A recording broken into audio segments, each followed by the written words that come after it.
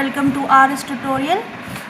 पिछले वीडियो में हमने ईवीएस के लिए इम्पॉर्टेंट एनसीईआरटी बुक के 3 चैप्टर्स 20, 21, 22 के बारे में डिस्कस किया था।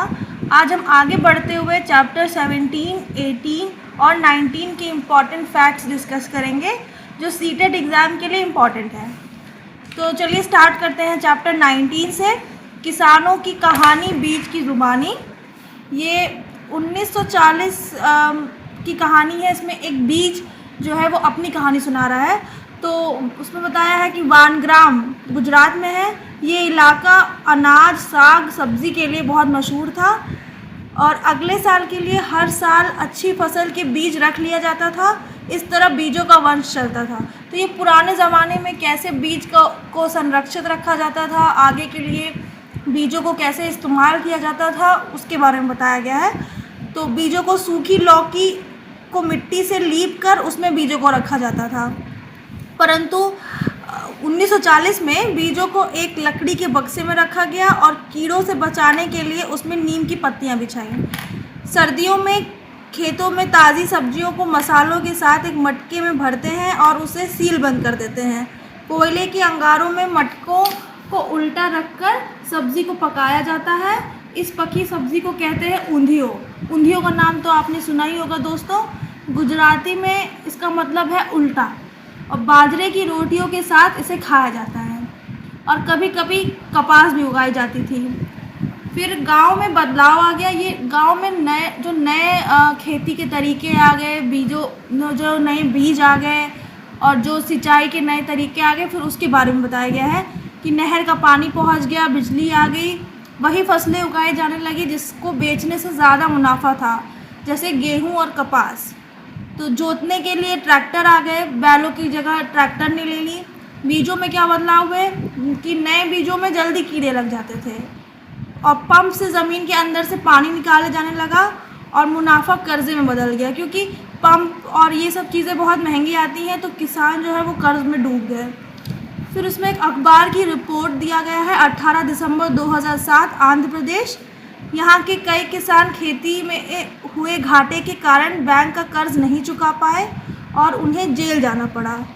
सन 1997 से लेकर 2005 तक लगभग 1.5 लाख किसान अपनी जान खुद ले चुके हैं। गाँव भास्कर भाई की बाड़ी।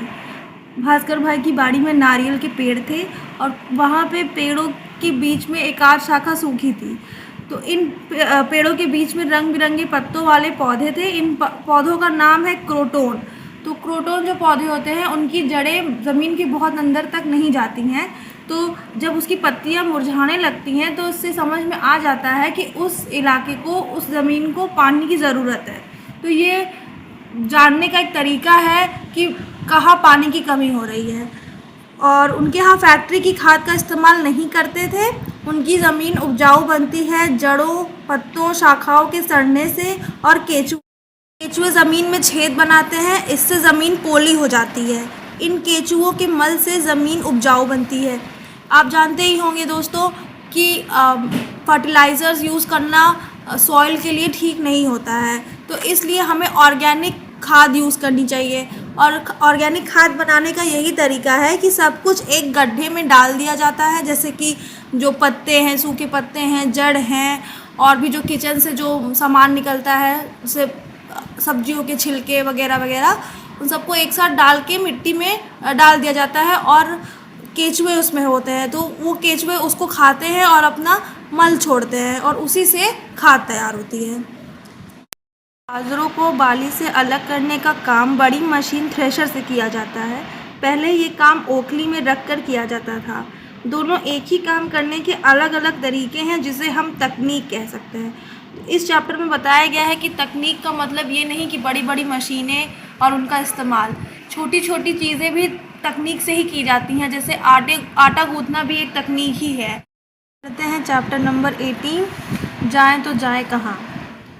इस चैप्टर में खेड़ी गांव के बारे में बताया गया है कि खेड़ी गांव में एक नदी बहती थी और उसी नदी पे बांध बनाने की योजना बनाई गई। तो इससे आसपास के गांव पानी में डूब गए और इसलिए लोगों को गांव छोड़ के जाना पड़ा। तो इस चैप्टर में बताया गया कि बांध बनने से क्या क्या परेशानियां होती हैं जो लोग उस नदी के किनारे रहते हैं। जैसे उनको रहने की जगह उनकी छिन जाती है, रोज़गार छिन जाता है, ये सब। तो जब वहाँ के लोग दूसरी जगह जाके बसे तो वहाँ चूल्हा जलाने के लिए रबड़, जो टायरों के रबड़ के टुकड़े जलाया जाता था। ये लकड़ी से काफ़ी सस्ता था और जल्दी जल भी जाता था, लेकिन इससे बहुत प्रदूषण फैलता था। और खोली, मुंबई में एक कमरे की रहने की जगह खोली होती है। तो इस पार्ट में मतलब मेन पॉइंट्स तो यही सब हैं, और बाकी सब तो कहानी है कि लोगों को अपनी जगह छोड़ के जाने के कारण उनको कहीं बसेरा नहीं मिल रहा था। तो इसीलिए इस चैप्टर का नाम भी है कि जाएं तो कहाँ जाएं। अब आइए चैप्टर नंबर 17, फांद ली दीवार। ये भी एक सच्ची घटना पे आधारित पार्ट है।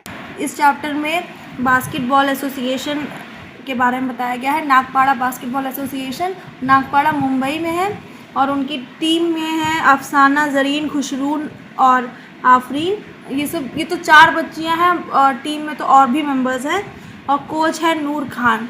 और इस चैप्टर में बताया गया कि बच्चियां जो हैं वो कितनी मुसीबत से निकल करके बास्केटबॉल खेल रही हैं। जैसे कुछ बच्चियां बहुत गरीब हैं, कुछ को अपनी माँ के साथ दूसरे घरों में काम करने जाना पड़ता है, और लिंग भेद, तो ये सब दीवार उन्होंने फांद करके अपना बास्केटबॉल का खेल जारी रखा है। और इसमें बताया गया है कि विक्टोरिया टर्मिनल रेलवे स्टेशन जो है वो मुंबई में है। पार्ट में यही है कि कैसे बच्चियां मुसीबतों को पार करके अपना सपना पूरा कर रही हैं। तो दोस्तों आज के लिए बस इतना ही। अगले पार्ट में हम लोग और भी 3 चैप्टर के बारे में डिस्कस करेंगे। आपसे अनुरोध है कि आप हमसे जुड़े रहें ताकि आपको एनसीईआरटी के सारे चैप्टर्स के नोट्स मिल जाएं। चैनल को सब्सक्राइब करना ना भूलें और इसे शेयर ज़रूर करें दोस्तों। हमें आपकी सपोर्ट की बहुत ज़रूरत है। Thank you.